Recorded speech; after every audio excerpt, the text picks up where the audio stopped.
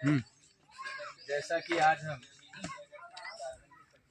आपके बीच बायोलॉजी का किस पेपर का चौथा क्वेश्चन है। इसमें पहला है, चौथा क्वेश्चन है इसमें मानव नर जनन तंत्र का संक्षिप्त वर्णन कीजिए।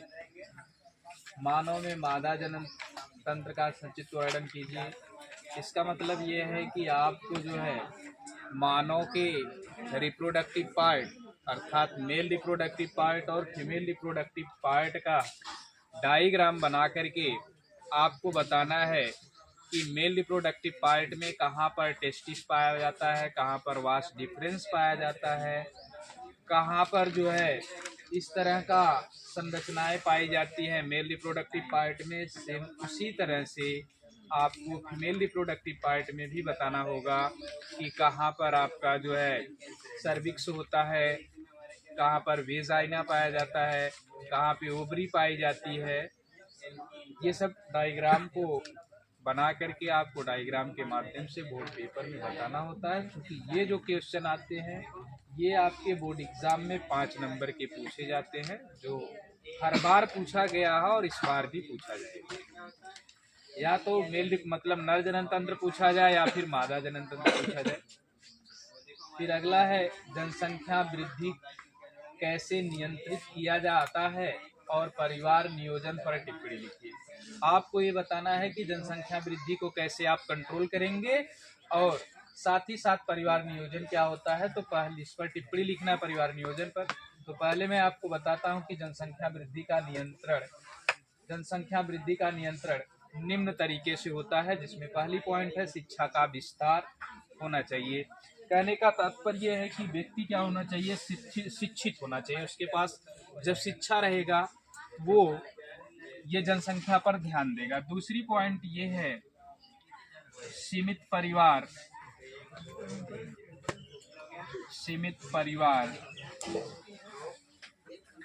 और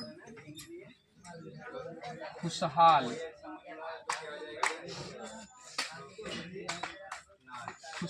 परिवार। सीमित परिवार और खुशहाल परिवार कहने का मतलब ये है कि जो व्यक्ति शिक्षित होता है वो जानता है कि छोटे परिवार का जीवन कितना अच्छा होता है। इसीलिए जिसके पास छोटे परिवार होते हैं उसी को सीमित परिवार या लघु परिवार कहा जाता है, खुशहाल परिवार। क्योंकि जब आपके पास परिवार की संख्या छोटी होगी, बच्चे कम रहेंगे, तो आप उन बच्चे के जो आवश्यक चीजें होती हैं उन आवश्यक चीजों को आप उपलब्ध करवा पाओगे और बच्चा क्या होगा, हमेशा खुशहाल रहेगा।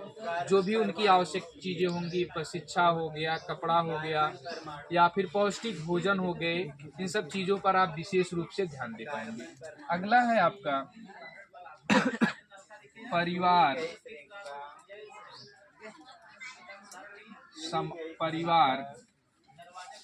समाज कल्याण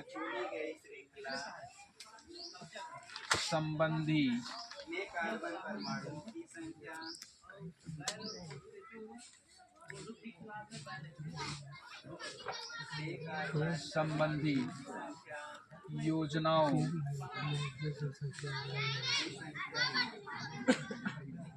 की जागरूकता। कहने का मतलब है कि परिवार समाज कल्याण संबंधी योजना, परिवार समाज कल्याण संबंधी योजना चलाई जाती है, जिसमें बताया जाता है कि आपको सीमित परिवार रखना है, छोटे परिवार रखना है, जिससे क्या होता है कि जो परिवार की दर होती है वो कम हो जाती है। अगला है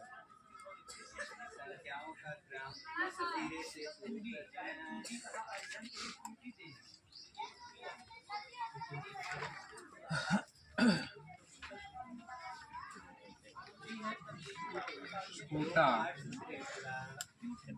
परिवार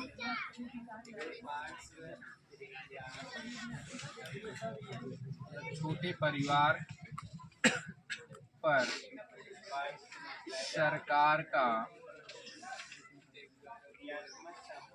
प्रोत्साहन।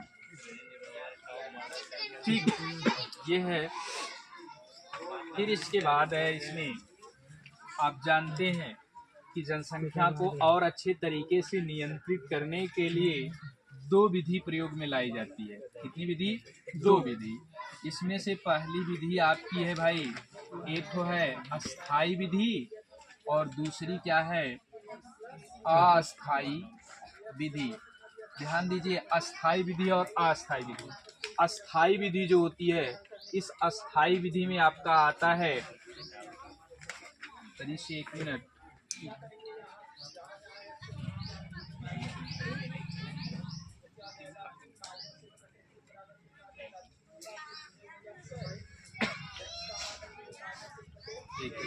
अस्थाई विधि में आता है आपका नस बंधी और नल बंधी। आप जानते हैं बालक, ध्यान से दीजिए, नसबंदी का मतलब होता है ये क्रिया किसमें होती है? पुरुष में होती है, जबकि नलबंदी की क्रिया कहाँ होती है? स्त्री में होती है। अब ध्यान दीजिएगा, इसे कहते हैं पुरुषों में नसबंदी को कहते हैं वैसेक्टोमी, वैसेक्टोमी, जबकि स्त्रियों में नलबंदी को कहते हैं बेटा ट्यूबेक्टोमी। ध्यान रखना, ये अस्थाई विधि है। ये क्या है? अस्थाई विधि। इसमें से ऑब्जेक्टिव क्वेश्चन भी आता है कि वैसेक्टोमी और ट्यूबेक्टोमी किसमें होता है, या नलबंदी और नसबंदी किसमें होता है। ध्यान देना, ये ट्यूबेक्टोमी मतलब होता है ट्यूब मतलब नली, जो अंडवाहिनी होती है वह एक नली के रूप में होती है, उसे काट दिया जाता है, उसे ओवरी डक्ट कहते हैं। उसी ओवरी डक्ट का नाम है बेटा ट्यूबेक्टोमी।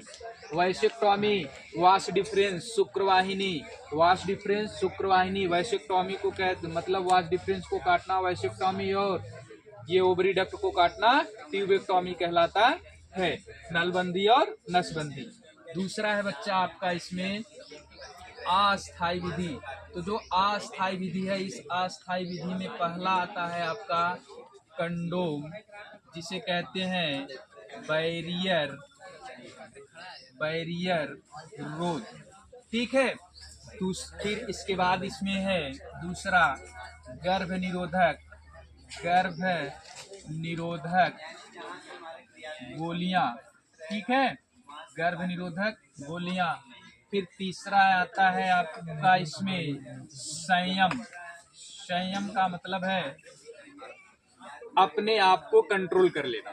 जितना ज्यादा आप अपने आप को कंट्रोल कर लेंगे, उतना ही ज्यादा क्या होगा? संतान उत्पत्ति की क्षमता कम होगी। जैसे आपको बताया गया है कि महावरी साइकिल के समय आपको क्या करना है? 14 से 28 दिन बताया गया था ओब्रिलाइजेशन। अंडोत्सर्ग जब होता है तो उस समय आपको किसी महिला से संपर्क नहीं करना है। यदि वह करता है तो उससे संतान उत्पत्ति होगा। तो आपको उस समय क्या करना है? संयम रखना है, कंट्रोल करना है। ठीक है। अगला है एक पॉइंट इसमें और था बालक, इसमें था विवाह की आयु में वृद्धि। ठीक है, विवाह की आयु में वृद्धि। जैसे पहले विवाह की आयु 18 से 21 वर्ष की गई थी, 18 वर्ष लड़की 21 वर्ष लड़का। अब यही बच्चा हो गया है 21 वर्ष लड़का 21 वर्ष लड़की और 23 से 25 वर्ष लड़की। ठीक है,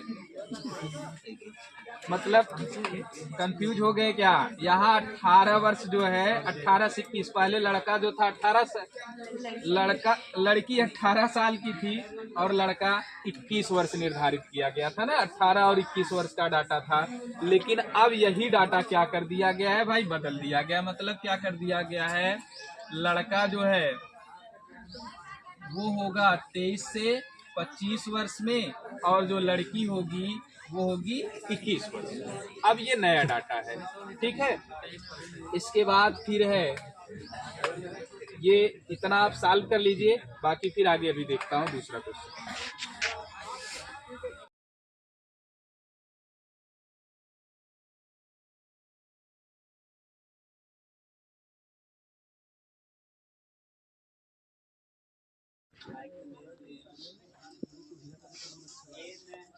देखिए आवाज नहीं। अगला क्वेश्चन है आपका मनुष्य में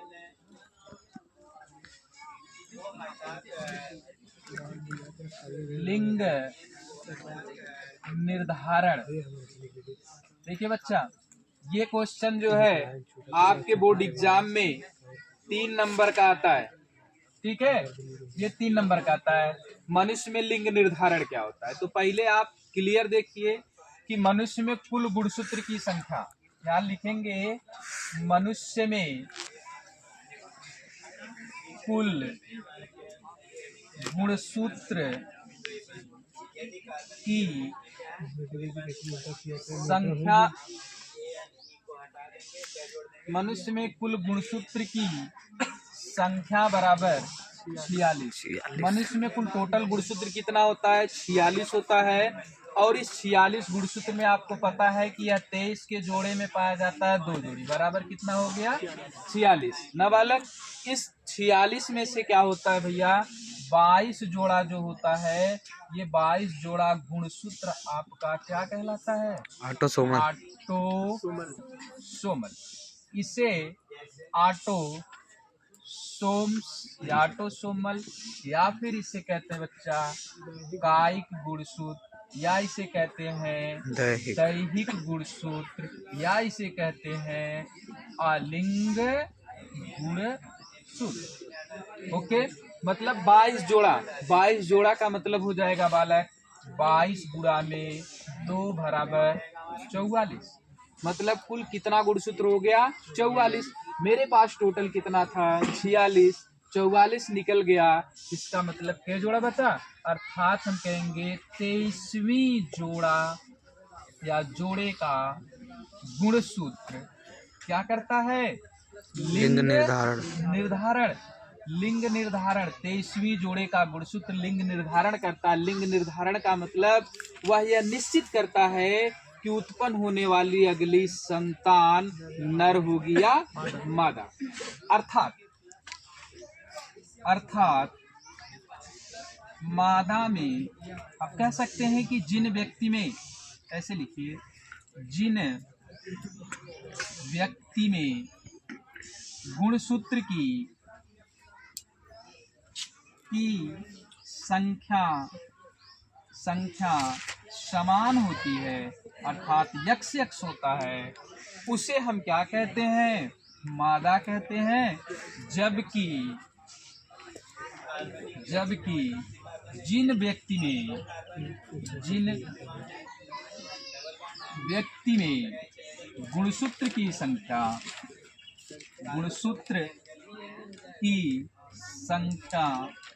असमान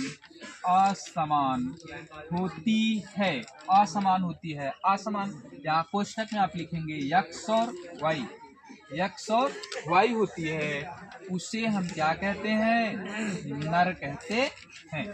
ध्यान देना, जिनमें गुणसूत्रों की संख्या समान होगी उसे मादा, जिनमें गुणसूत्रों की संख्या असमान होगी उसे नर कहते हैं। समान के लिए x प्रदर्शित किया जाता है, असमान के लिए y प्रदर्शित किया जाता है। ध्यान रखना, इसमें जो x गुणसूत्र है, x गुणसूत्र की संख्या अधिक होती है।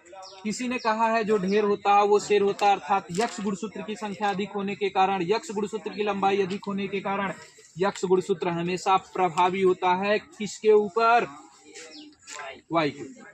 अर्थात x गुणसूत्र अपना लक्षण पहले प्रकट करेगा, इसके बाद फिर क्या करेगा, y गुणसूत्र अपने लक्षण को प्रकट करता है। पूछा जाता है कि इसमें x और y में कौन प्रभावी है कौन अप्रभावी, तो बालक ध्यान रखना, x की लंबाई बड़ी होती है जिसके कारण x अपने लक्षण को पहले प्रभावित करता है, इसलिए x प्रभावी है और y अप्रभावी। जैसे ध्यान दीजिए, ये हो गया 22 यक्स और ये हो गया 22 यक्स, इसका मतलब ये है क्रॉस, इसका मतलब क्या है, क्रॉस। ये क्रॉस कर दिया, अब यहाँ क्या बन गया, 44 प्लस यक्स, 22 ये था 22 ये था, 22 गुना में 44, एक एक्स, बच्चा ये क्या बन गया, 44 इधर था 45, 46। तो आपको कितना गुणसूत्र चाहिए, मानव होने के लिए गुणसूत्र 46, और ये आपके पास कितना हुआ 46, और जब 46 और दोनों समान होते कि क्या कहेंगे बच्चा, लड़की। क्या कहेंगे इसे, लड़की। मतलब ये मम्मी है, माता है और ये पप्पा है आपके, ठीक। माता और पिता ने दोनों लोग खुशी होके यक्ष यक्ष गुणसूत्र दे दिया, पैदा होने वाली संतान क्लियर हो गई, लड़की होगी। ठीक है। अब मान लो इधर मम्मी और इधर पापा, ठीक है, ये भी है मम्मी और ये भी है पापा। अब मान लीजिए पिता ने क्या दिया, ये बीच में क्रॉस दिखाना, ये 22 यक्ष मम्मी ने दिया, पिता ने 22 वाई दिया बेटा, ये मिल करके कितना हो जाएंगे 44 प्लस यक्स वाई। अभी 44 प्लस यक्स वाई क्या कहलाएगा, ये किसका निर्माण कर रहा है, लड़के का निर्माण कर रहा है। ये लड़का हो गया और ये लड़की हो गई। मतलब इससे यह सिद्ध होता है कि वाई गुणसूत्र ही क्या कर रहा है, लिंग निर्धारण का कार्य करता है। ये इतना डाटा आपका 3 नंबर में पूछा जाता है। क्या ये चीजें आपको समझ में आ गई? मैं उम्मीद करता हूं कि आपको ये चीजें समझ में आ गई होंगी।